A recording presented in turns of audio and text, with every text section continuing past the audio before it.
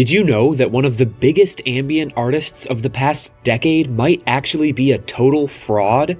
His list of accusations ranges from plagiarism and bullying to manipulation and defamation. This has been an ongoing hot topic online, and I want to resolve all of the conflicting sources and get to the bottom of what's really going on here. It's a much bigger conspiracy than what you would expect. You're watching the Small Artists Initiative, and you're in for one heck of a ride. Let's start with some backstory, the facts that are already out there. If you don't already know Oneheart, you've probably heard this song by him. Who is he? Where did he come from? What's his story?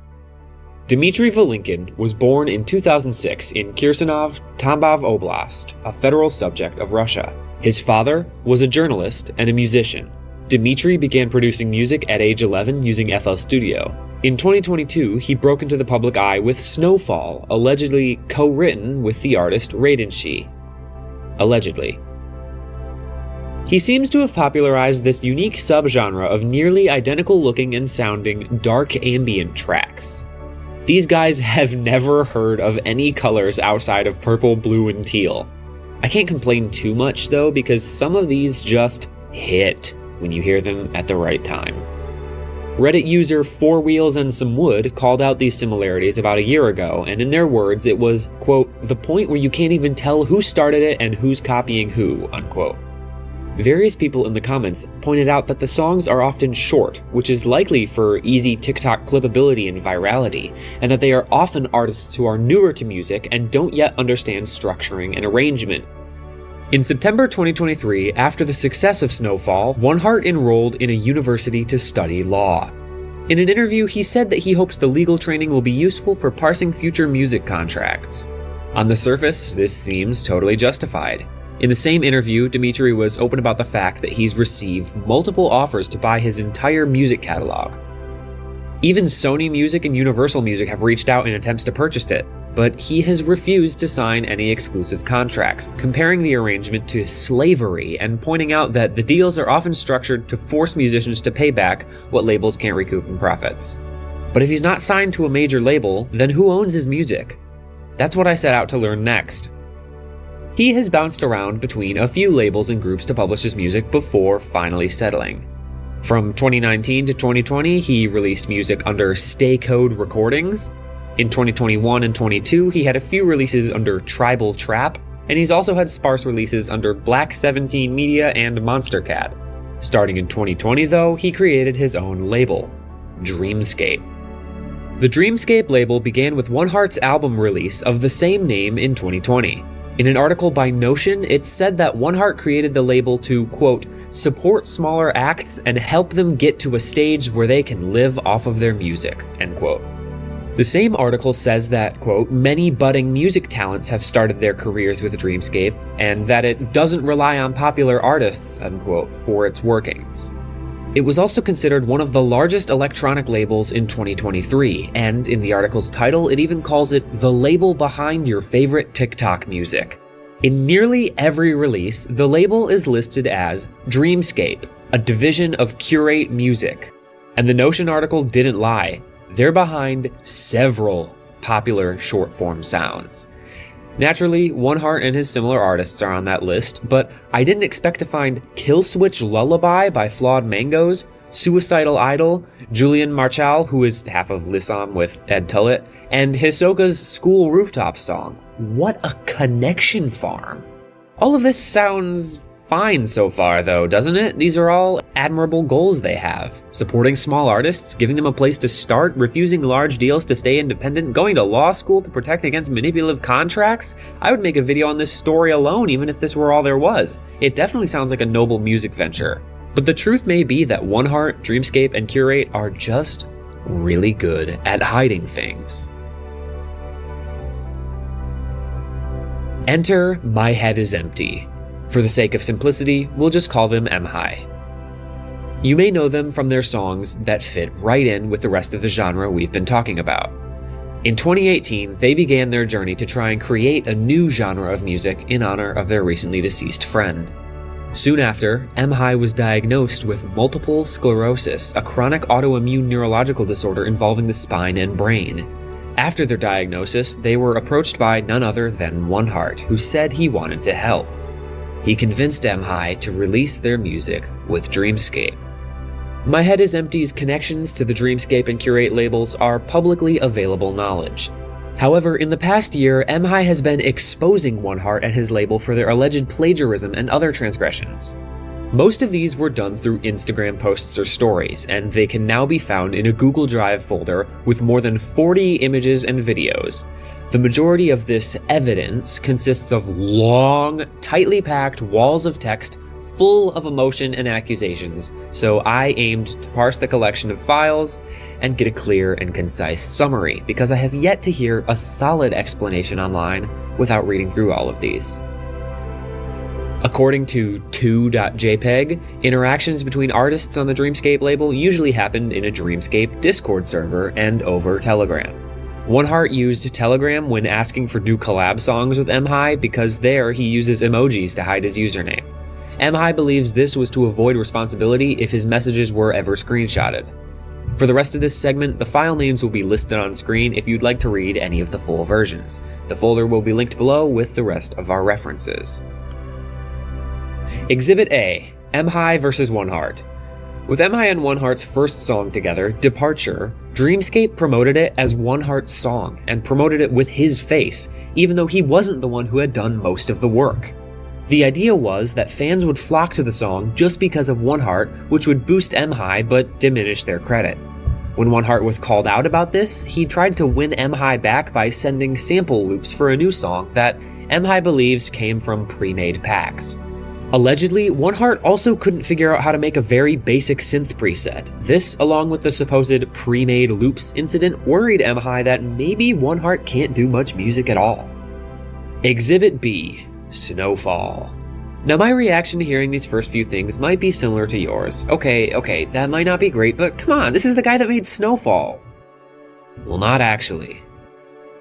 Apparently, Snowfall was almost entirely made, if not entirely made, by Raiden.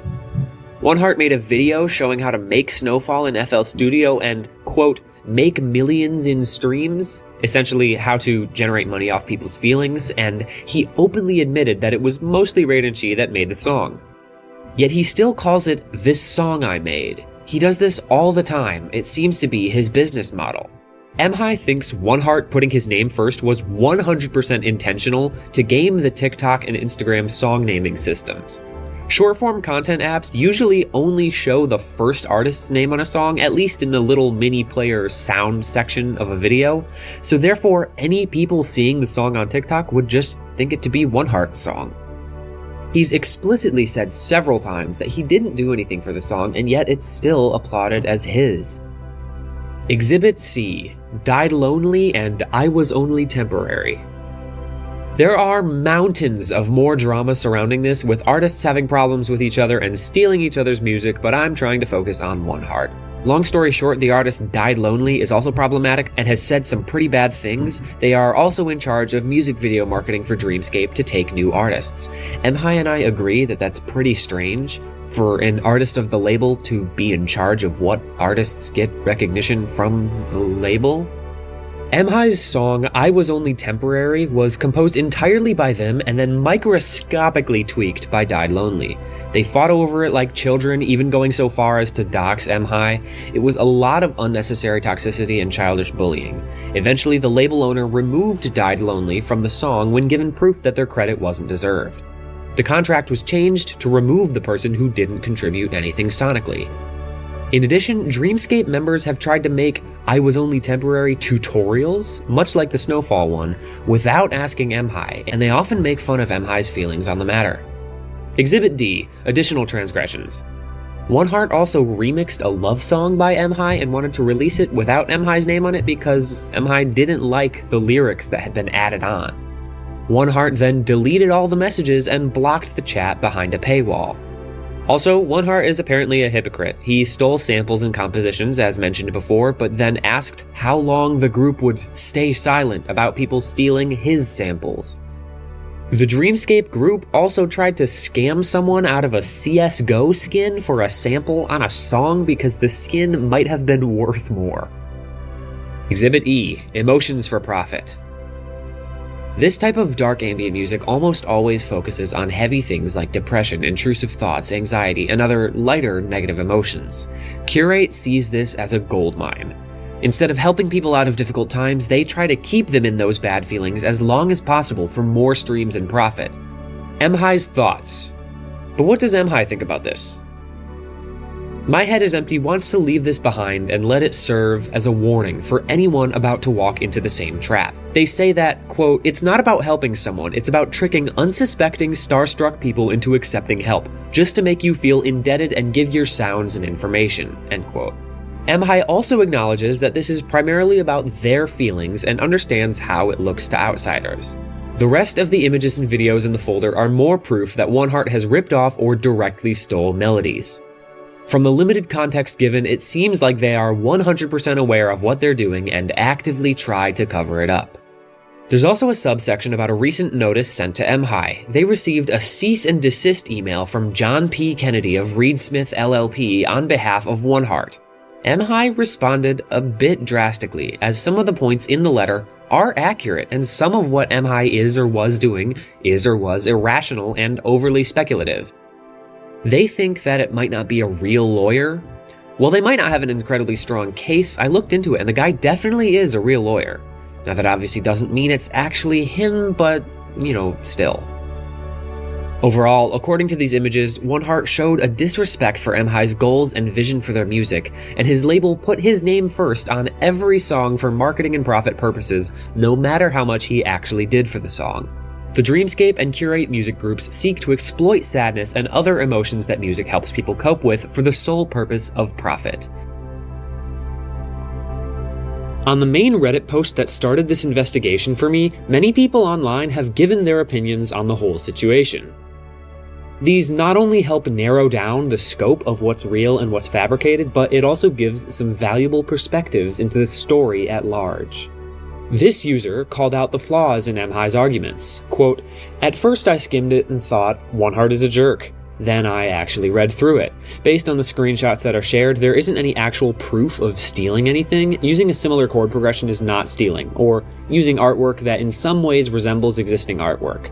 All the talk in the Discord just sounds like a bunch of stupid stuff teenage boys talk about because that's what they are. My Head is Empty is an extremely talented musician. I hope they continue to make great music, and I wish them all the best with regard to their health, but I would recommend they take down those posts because it is not a good look. It obviously sucks when people feel mistreated, and I understand them wanting to take action when they feel the way they do, but in my opinion, this is a case of misattribution of intent. End quote.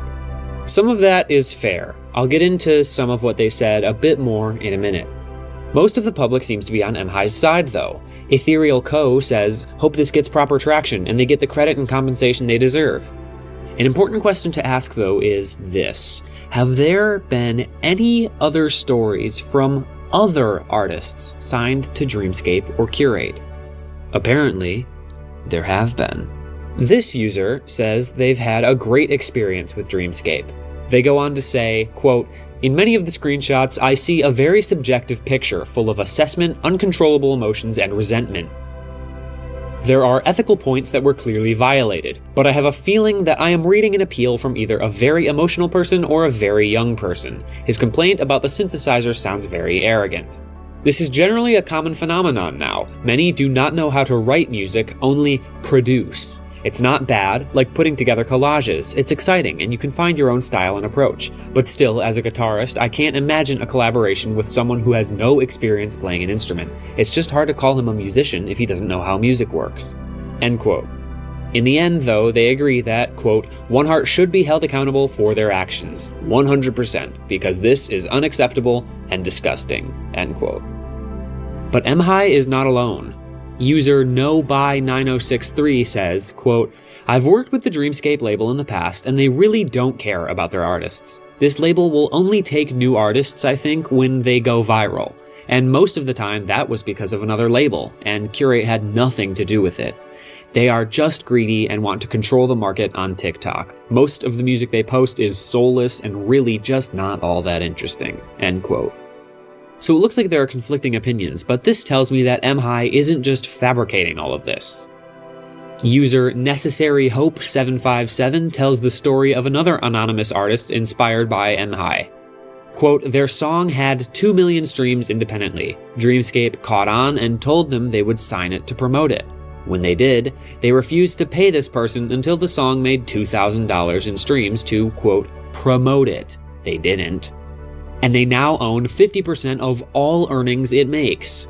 The artist states that their income has been cut in half, and the label is refusing to give the artist access to stats and royalty reports. They haven't received a response from anyone in months after someone from the top end of the label said they would just ask the team, end quote. This same user also points out that what Kurate does, even though it's bad, is a common tactic in many industries. Quote, if labels hear a viral song or artist that's independent, they want to take it. It's a method called capture and kill. They go around signing viral-sounding artists or already viral songs to control the market and to continue to grow their top artist only. Someone who is gaining traction independently is a threat to their predatory system and takes attention away from their top-earning artists. Always question if someone or something much bigger than you is coming after you, because if they are so big and so good at what they do, why do they need you? Oneheart is a part of this, as he will do whatever they want and can manipulate artists into joining the label if he were to message them, as they count on someone being starstruck. In Oneheart's case, it's simply because they can't make music and want something special for themselves so they can profit off of it, end quote. After these allegations and opinions, let me talk a little about what I think of this. I believe both sides are in the wrong to some extent. Hear me out here. Øneheart seems to be grasping for absolutely anything they can to bring Oneheart, Dreamscape, and Kurate down further. I don't really agree with some of the points about style. Yes, I see the similarities, and yes, I see that Øneheart clearly did the tropes first, but all of that could be inspiration. The countless young people out there making music inspired by Øneheart and Oneheart still have the exact same style, but they're not being called out for stealing art and aesthetic styles. There were also parts in their drive folder about Oneheart copying Øneheart's texting style and fashion sense, and I think those are a little out there. We are a product of those we interact with. I text more like my friends than I did before I met them, but that doesn't mean I deliberately stole their identity and traits. But I do agree that it is incredibly shady and downright strange to see Oneheart claim the songs are his and promote them with his name and face after openly acknowledging how little he did to make them. Doesn't everything Oneheart said in those interviews leave a weird taste in your mouth now? He's going to law school to parse music contracts. His label actively seeks out small artists. And they lied about the fact that it doesn't rely on large artists because it clearly kind of revolves around Oneheart and his brand. The fact that others have come out and said similar things, like Nobai9063, proves that it's probably not just Øneheart seeking attention. I've seen firsthand these exact types of debates and this kind of drama back in the olden days of my time in the My Singing Monsters community. It gets messy, and people often blow things way out of proportion. I could talk for hours about the big 3 incidents that I went through in my time around those groups. It's teenagers in creative spaces. Not everyone is mature at that age, and undeveloped teenage brain things like harassment, bullying, bad decisions, and manipulation are applied to real-world adult problems like creative ownership, art and the artist, and collaborative rights. I think, overall, it is clear that Oneheart, Dreamscape, and Kurate figured out a way to make money and wanted to capitalize on that. The fact, and I do say fact intentionally, that they are making music for almost the sole purpose of profit is gross. I understand what it's like from Øneheart's perspective, where everything feels so monumental, and yet it feels like nobody gets what's happening. If you set aside all of the things about expression of opinions, fashion sense, and texting style, art direction, and synthesizer presets, Øneheart had their music exploited for profit. They were drawn into a predatory contract at a time of life where they were not fit to understand what they were walking into. No matter who's right about what, and how bad or how good each person involved really is, I think that anyone could agree that it is an incredibly messy situation. I don't want to dive fully into 100% supporting either side, but I think this story needs visibility that it doesn't yet have, which is why my team and I are making this video. This is also meant to be a warning for all musicians, just like My Head is Empty intended. We're a channel all about supporting small artists, telling their stories, solving mysteries, and giving examples. And this is a big lesson. Know what you're signing up for. Be safe out there. Protect your own work. If you resonate with any aspect of our mission, please subscribe. It's the best way to support us and to keep the channel running.